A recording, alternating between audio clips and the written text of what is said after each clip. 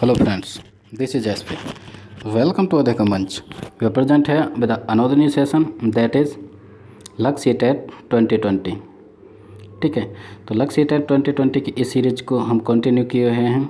इसमें आज जो हम डिस्कस करने वाले हैं यानी कि नेक्स्ट पार्ट नंबर 4 रहेगा।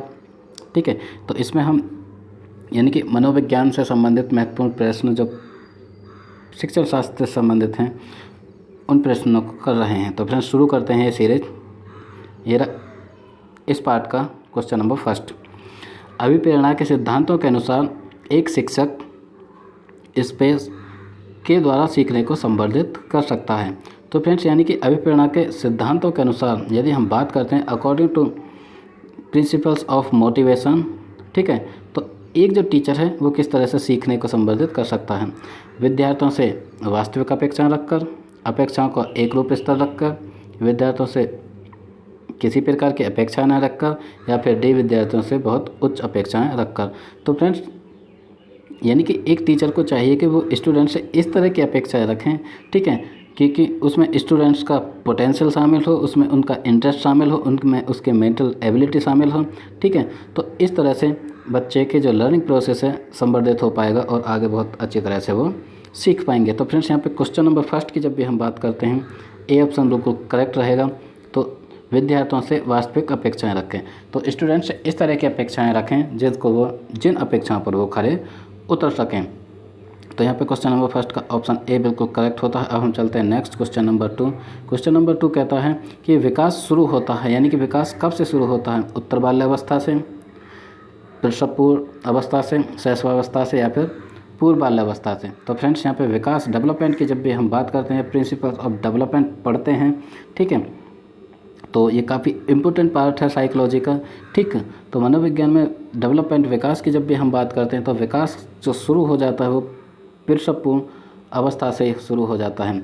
जब भी, ठीक है, किसी यानी कि बच्चे का जो जन्म निर्धारित होता है, यानी कि घर में जब बच्चा हो रहा होता है, या ये कहें कि ठीक है बिल्कुल कंसीव से लेकर लास्ट तक, कंसीव से लेकर माँ के गर्भ तक, यानी कि 9 महीने तक भी बच्चे का प्रोसेस यानी कि डेवलपमेंट चल रहा होता है। तो फ्रेंड्स विकास शुरू जो होता है वो प्रसवपूर्व अवस्था से ही माना जाता है। ठीक, तो क्वेश्चन नंबर 2 का बी ऑप्शन बिल्कुल करेक्ट होता है। अब हम चलते हैं नेक्स्ट क्वेश्चन नंबर 3।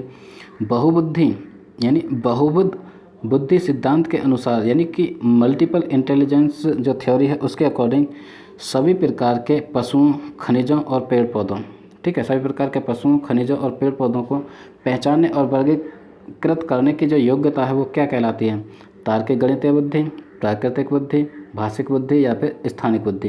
तो फिर इस टाइप की जो बुद्धि कहलाएगी यानी कि वो प्राकृतिक बुद्धि कहलाएगी, ठीक है, नेचुरल इंटेलिजेंस। यदि हम तार्किक गणितीय बुद्धि की बात करें तो इसका संबंध गणित से हो जाता है, तर्क से संबंधित हो जाता है। भाषा बुद्धि की बात करें तो भाषा से। तो फ्रेंड्स 3 का ऑप्शन बी बिल्कुल करेक्ट रहेगा। अब हम चलते हैं नेक्स्ट क्वेश्चन नंबर 4। अधिकांश व्यक्तियों की बुद्धि औसत होती है। फ्रेंड्स ये बात बिल्कुल करेक्ट है।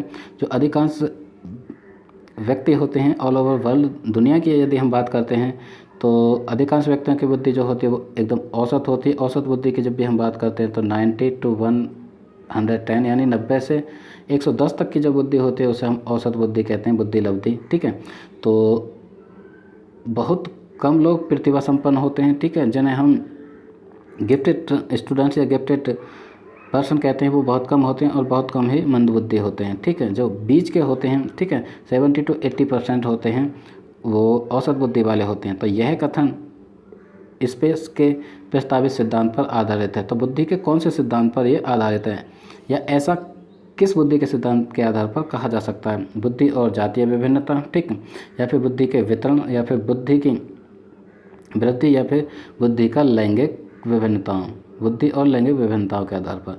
तो फ्रेंड्स इस तरह ये जो निश्चित किया गया है ये किया गया बुद्धि के वितरण के आधार पर।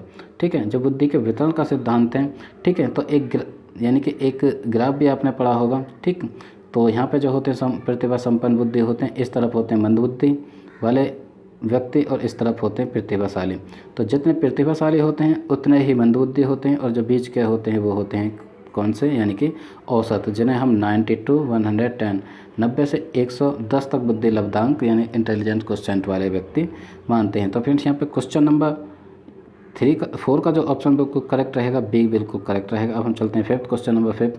सहयोगी अधिगम में अधिक उम्र के प्रवीण विद्यार्थी, ठीक है, छोटे और कम निपुण विद्यार्थियों की मदद करते हैं, ठीक।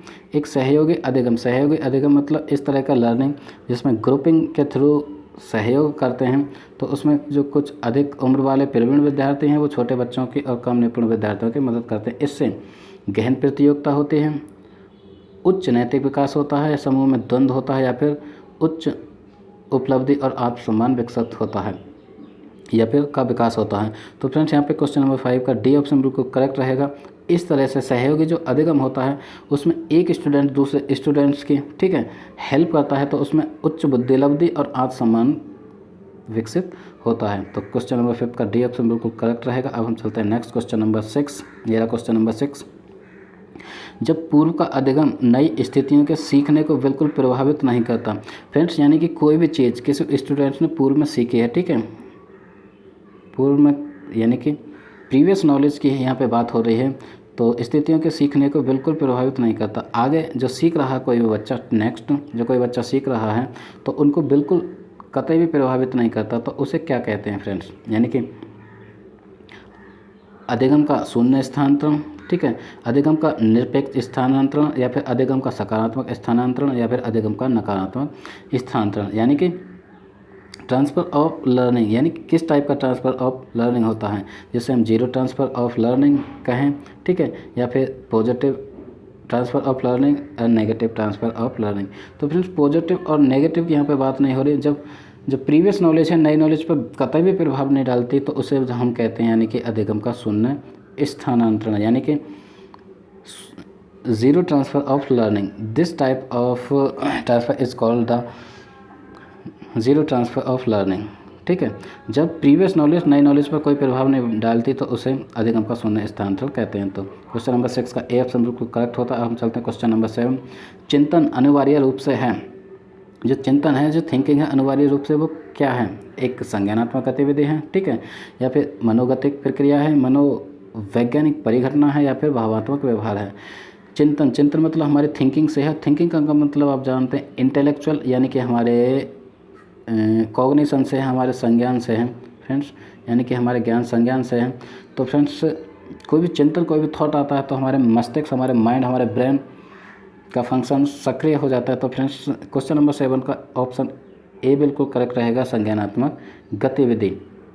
एक इंटेलेक्चुअल प्रोसेस है जिसके थ्रू हम चिंतन या कर पाते हैं, ठीक है। तो क्वेश्चन नंबर 7 का ए ऑप्शन बिल्कुल करेक्ट होता है। अब हम चलते हैं क्वेश्चन नंबर 8। एक बाल केंद्र शिक्षा में बच्चे सामान्यतः सीखते हैं, यानी कि चाइल्ड सेंटर्ड एजुकेशन। ये चाइल्ड सेंटर्ड क्लास की जब भी हम बात करते हैं तो जनरली बच्चे वहाँ पे किस तरीके से सीखते हैं, यानी व्यक्तिक और सामूहिक दोनों रूप में, ठीक है, व्यक्तिक और सामूहिक दोनों रूप में, या फिर मुख्य रूप से शिक्षक से सीखते हैं, या फिर व्यक्तिक रूप से सीखते हैं, या फिर समूह में सीखते हैं। तो फ्रेंड्स यहाँ पे जो ऑप्शन करेक्ट रहेगा सी बिल्कुल करेक्ट रहेगा, व्यक्तिक रूप से सीखते हैं। एनसीईआरटी 2005 भी कहता है कि जब भी चाइल्ड सेंटर्ड एजुकेशन होते हैं, ठीक है, तो उसमें बच्चे अपने अपने इंडिविजुअल डिफरेंसेस के आधार पर खुद से सीखते हैं। वहाँ पे जो एक टीचर होता है, ठीक है, टीचर तो एक फैसिलिटेटर की तरह काम करता है, एक मार्गदर्शक की तरह काम करता है, बच्चों की थोड़ी सी हेल्प करेगा, ठीक है। हेल्प का मतलब उन्हें टेम्परेरी हेल्प देगा, जहाँ तक बच्चे पहुँच सकते हैं वो खुद के इंडिविजुअल डिफरेंसेस, व्यक्तिगत विभिन्नता, रुचि, इंटरेस्ट और क्षमता के आधार पर खुद से सीखता है। तो क्वेश्चन नंबर 8 का सी ऑप्शन बिल्कुल करेक्ट रहेगा। नेक्स्ट यानी कि क्वेश्चन नंबर 9। पियाजे के अधिगम के संज्ञानात्मक सिद्धांत के अनुसार जब जिन पियाजे ने कॉग्निटिव डेवलपमेंट की थ्योरी दी है, ठीक है, उन्होंने 4th स्टेज की बात की। 4 स्टेजेस में किसी भी व्यक्ति, किसी भी बच्चे का जो डेवलपमेंट है, कॉग्निटिव डेवलपमेंट वो होता है। तो उनके अकॉर्डिंग वह प्रक्रिया जिसके द्वारा संज्ञानात्मक संरचना को संशोधित किया जाता है, जो संज्ञानात्मक संरचना किसके द्वारा संशोधित किया जाता है, यानी कि प्रत्यक्षण, समायोजन, या फिर समावेशन, या फिर स्कीमा। यानी पियाजे के सिद्धांत के अनुसार वह प्रक्रिया जिसके द्वारा संज्ञानात्मक संरचना को संशोधित किया जाता है। तो इस तरह के जो प्रोसेस है फ्रेंड्स वो कही जाती है, यानी कि स्कीमा।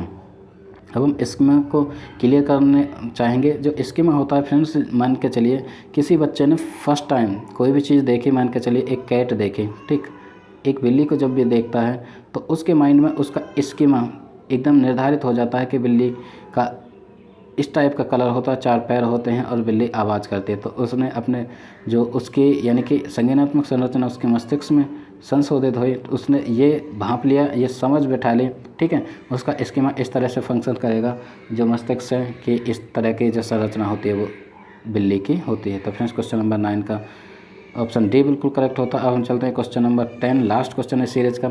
एक शिक्षिका अपने स्टूडेंट्स, अपने विद्यार्थियों की सदैव इस रूप में सहायता करती है कि वे एक विषय क्षेत्र से प्राप्त ज्ञान को दूसरे विषय क्षेत्र के ज्ञान के साथ जोड़ सकें, ठीक है। यानी कि एक जो सब्जेक्ट पढ़ा रही है, ठीक है, इस तरह से हेल्प करती है कि इस सब्जेक्ट का जो नॉलेज है दूसरे सब्जेक्ट के साथ हेल्प करे, मतलब इस तरह से एक इंटर रिलेटेड करती है कोई भी एक टीचर, ठीक है, अपने स्टूडेंट्स को, कि एक सब्जेक्ट की जो नॉलेज है वो दूसरे सब्जेक्ट के साथ उसे इंटर रिलेट कर सकें, इस तरह से वो उनकी हेल्प करती हैं। तो इससे स्पेस को बढ़ावा मिलता है। तो इस प्रोसेस से किस चीज़ को बढ़ावा मिलता है? वो पुनर्बलन यानी स्थापित करना चाह रही है बच्चों के बीच, या फिर ज्ञान के सहसंबंध एवं अंतरण को स्थापित करने की कोशिश कर रही है, या फिर व्यक्तिगत विभिन्नताओं, या फिर शिक्षार्थी स्वायत्तता। तो फ्रेंड्स यहाँ पे हम देख रहे हैं तो इस चीज़ से ना तो पुनर्बलन स्थापित हो रहा, ना व्यक्तिगत विभिन्नताओं की कोई बात हो रही, ठीक है। यहाँ पे सब्जेक्ट की बात हो रही, दो सब्जेक्ट की उनका इंटर रिलेशन हो रहा है, यानी कि सहसंबंध की बात हो रही है। तो फ्रेंड बी ऑप्शन बिल्कुल करेक्ट रहेगा। ज्ञान के सहसंबंध और अंतरण, यानी कि एक सब्जेक्ट का ज्ञान दूसरे सब्जेक्ट के साथ इंटर रिलेट हो पाए, यानी कि उनका सहसंबंध हो और उनका अंतरण हो, जो प्रीवियस नॉलेज है दूसरे सब्जेक्ट में उसकी हेल्प करें। तो फ्रेंड्स यहाँ पे जो करेक्ट रहेगा बी ऑप्शन बिल्कुल करेक्ट रहेगा। फ्रेंड्स इस सीरीज़ का यानी कि साइकोलॉजी यानी मनोविज्ञान की पेडागोजी जो सीरीज़ कंटिन्यू है लक्ष्य सीटेट 2020, इसका पार्ट नंबर आज हमने जो डिस्कस किया वो था पार्ट नंबर 4, ठीक है। आई होप ये आपको सीरीज़ अच्छी लगे। यदि अच्छी लगती है तो आप चैनल को लाइक करें, सब्सक्राइब करें, ठीक है, और कमेंट के थ्रू अपनी क्वेरी जो भी हो ज़रूर से ज़रूर हमें अपना फीडबैक दें। Okay friends, keep watching, keep supporting. That was SP Singh signing off.